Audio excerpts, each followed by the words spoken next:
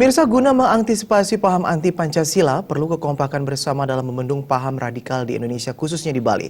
Hal tersebut diungkapkan Purnawirawan Polri yang juga mantan Korabekum Sarpras Polri, Dewa Bagus Made Suharya pagi tadi di Denpasar.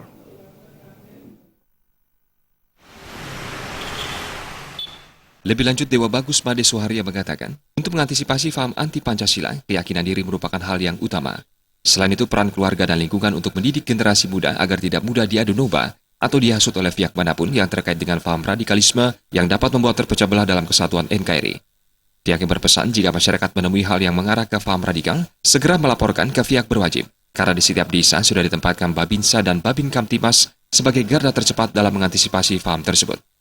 Misalnya ada perubahan-perubahan tingkah laku yang mengarah kira-kira mencurigakan, ya mari kita di daerah kita masing-masing kan ada aparat kepolisian, teritorial kepolisian, ada polsek, ada koramil, dan masing-masing aparat ini ada yang diberikan tugas khusus untuk mengawasi lingkungan.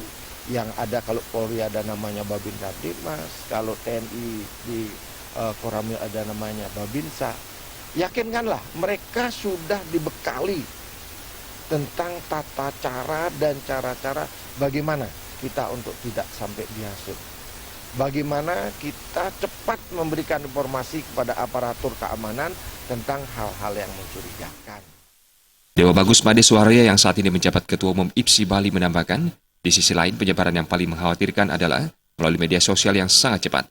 Pihaknya mengimbau masyarakat untuk lebih arif dan bijaksana dalam menggunakan dan menyikapi perkembangan informasi melalui media sosial. Indrawan dan Adi Setiawan.